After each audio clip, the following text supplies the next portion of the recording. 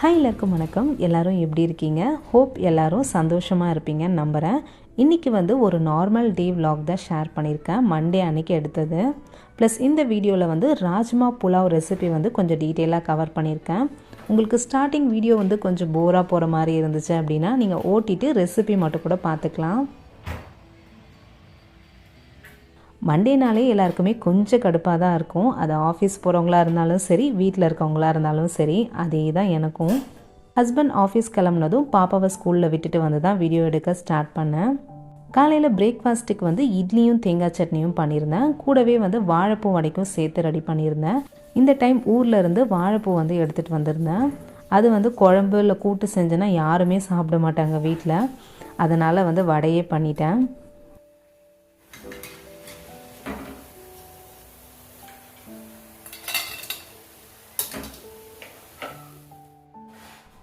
வாழைப்பூ நம்மள மோஸ்ட்டாக நிறைய பேர் விரும்பி சாப்பிடவே மாட்டோம். முக்கியமாக பார்த்திங்கன்னா நம்ம வீட்டில் இருக்க குட்டி பசங்க. ரீசன் அதோட டேஸ்ட் யாருக்கும் அவ்வளோ பிடிக்காது. அவங்களுக்குலாம் நம்ம இந்த மாதிரி கொஞ்சம் வெரைட்டியாக டேஸ்ட்டாக வடை, சூப்பு, கோலா உருண்டை மாதிரிலாம் பண்ணி தந்தோன்னா அட்லீஸ்ட் இப்போ இருக்க பசங்களுக்கு இப்படி ஒரு பூ இருக்குன்னாச்சும் தெரியும். ஏன்னா இதில் அவ்வளோ நிறைய ஹெல்த் பெனிஃபிட்ஸ் இருக்குது. நம்மளோட செரிமானத்துக்கு, எலும்புக்கு, அப்புறம் சர்க்கரை நோய்க்கெல்லாம் கூட இது ரொம்ப நல்லது.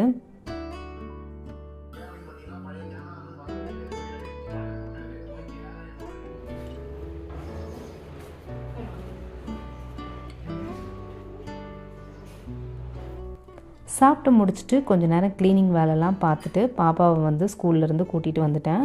ப்ரீகேஜின்றதுனால 11:30 வரைக்கும் தான் ஸ்கூல். எப்பவும் போல் வந்ததும் ஸ்கூலில் நடந்த கதைலாம் கொஞ்சம் நேரம் ஓடிட்டு இருந்துச்சு. அதெல்லாம் கேட்டுட்டு ஒரு 12 மணி போல் தான் லஞ்ச் ரெடி பண்ண ஸ்டார்ட் பண்ணேன்.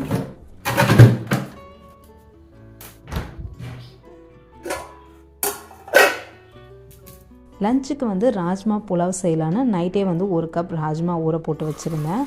அது குக்கரில் மாற்றிட்டு ஃபஸ்ட்டு அவிய போட்டேன்.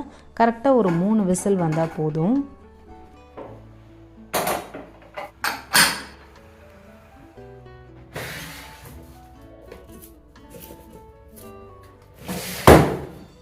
அது அவியறதுக்குள்ளே வெங்காயம் தக்காளிலாம் கட் பண்ணி வச்சிடலான்னு எடுத்து வச்சுட்டேன். 2 மீடியம் சைஸ் வெங்காயம், 2 தக்காளி, 1 பச்சை மிளகாய் எடுத்திருக்கேன்.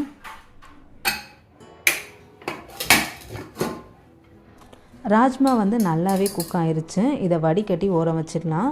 ராஜ்மா வச்ச தண்ணி கீழே ஊற்றிடாதீங்க.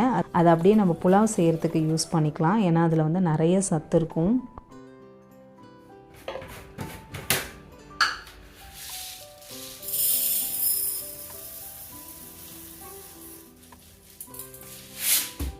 புலாவ் செய்ய ஸ்டார்ட் பண்ணுறதுக்கு முன்னாடி ஃபஸ்ட்டு நான் பாஸ்மதி ரைஸ் ஊற போட்டு வச்சுட்டேன். 1 டம்ளருக்கு கொஞ்சம் கூட அரிசி எடுத்திருக்கேன். பாஸ்மதி ரைஸ் ஒரு 15 to 20 மினிட்ஸ் நல்லா ஊறணும். நம்ம புலாவ் செய்கிறதுக்கும் இது ஊறுறதுக்கும் பார்த்திங்கன்னா டைம் கரெக்டாக இருக்கும்.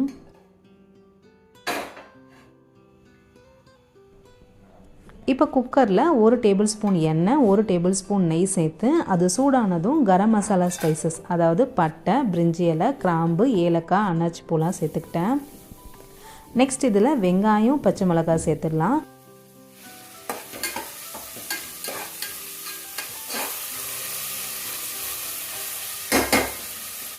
வெங்காயம் ஓரளவுக்கு கலர் சேஞ்ச் ஆகி வந்ததும் அதுலேயே அப்படியே 1 டீஸ்பூன் இஞ்சி பூண்டு பேஸ்ட்டும் சேர்த்து வதக்கிட்டேன்.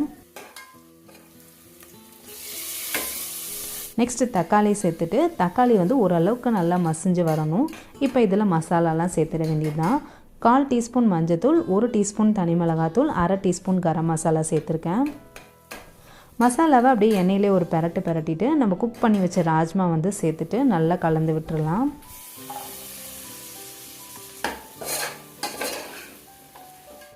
புதினா நான் ஸ்டார்டிங்கில் சேர்க்க மறந்துட்டேன். அதனால் இப்போ சேர்த்துக்கிறேன். நீங்கள் கொத்தமல்லி வேணும்னா கூட சேர்த்துக்கலாம். அப்படியே ஒரு 1/2 லெமன் புழிஞ்சு விட்டாச்சு. எப்போவுமே புலாவில் லைட்டாக அந்த ஒரு புளிப்பு டேஸ்ட்டுக்காக நம்ம லெமன் ஜூஸ் இல்லைனா தயிர் சேர்த்தோன்னா டேஸ்ட் சூப்பராக இருக்கும். இது எல்லாத்தையும் அப்படியே ராஜ்மாவோட நல்லா மிக்ஸ் பண்ணி விட்டுறணும். அப்போ தான் ராஜ்மாவில் அந்த மசாலா நல்லா இறங்கும். தண்ணி பார்த்திங்கன்னா ராஜ்மா அவிச்ச தண்ணி இருக்குது பார்த்திங்களா, அதுவும் நான் அரிசி ஊற போட்ட தண்ணியும் சேர்த்து 1 கப் பாஸ்மதி ரைஸ்க்கு 1.25 கப் தண்ணி சேர்த்துருக்கேன். இதில் தேவையான அளவுக்கு உப்பு சேர்த்துட்டு லைட்டாக ஒரு கொதி வந்ததும் உப்பு காரம்லாம் கரெக்டாக இருக்கான்னு செக் பண்ணி பார்த்துட்டு அரிசி சேர்த்துடுங்க.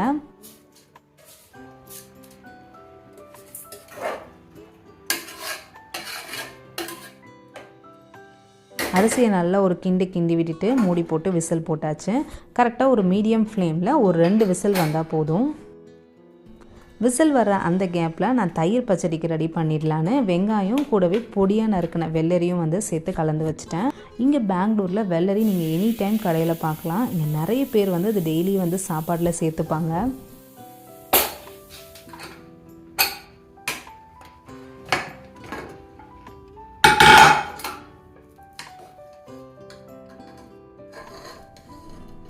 புலா சூப்பராக ரெடி ஆயிடுச்சு. அரிசி குழையாமல் நல்லா உதிரியாக வந்திருக்கு. டேஸ்ட்டுமே செம்மையாக இருந்துச்சு.